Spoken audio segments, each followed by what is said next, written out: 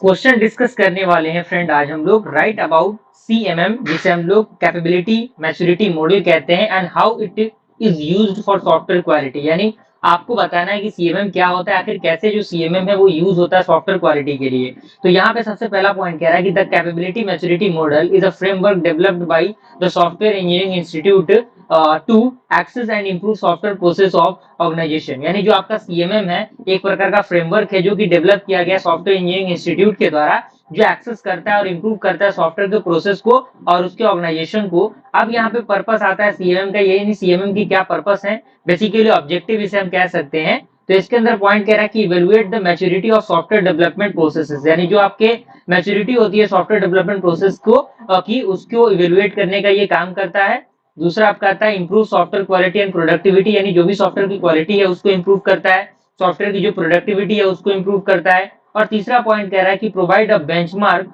For software process improvement, यानी ये provide करता है एक बेंचमार्क को सॉफ्टवेयर प्रोसेस इंप्रूवमेंट के लिए। अब यहाँ पे अलग अलग लेवल्स हैं और उसके कैरेक्टरिस्टिक्स दिए गए हैं। सारे लेवल और कैरेक्टरिस्टिक्स को आप लिखने की कोशिश कीजिएगा। और लेवल वाइज सारी चीजें दी गई हैं, लेफ्ट साइड में लेवल है, राइट साइड में की कैरेक्टरिस्टिक्स और बीच में आपका जो मिडिल है वो मैच्योरिटी दिया गया है और सारे पॉइंट यहाँ पे अच्छी तरीके से लिखे गए हैं। ओके, उसके बाद यहाँ पे आता है कि how CMM is use for software quality, यानी आखिर कैसे सॉफ्टवेयर क्वालिटी के अंदर वो यूज होता है। तो सबसे पहला आपका आता है पॉइंट, वो आता है असेसमेंट, दूसरा आपका आता है स्टैंडर्डाइजेशन, तीसरा आपका आता है रिस्क मैनेजमेंट और चौथा आपका आता है प्रिडिक्टेबिलिटी। ओके, तो इस तरीके से हमने इस क्वेश्चन के आंसर को फाइंड आउट किया।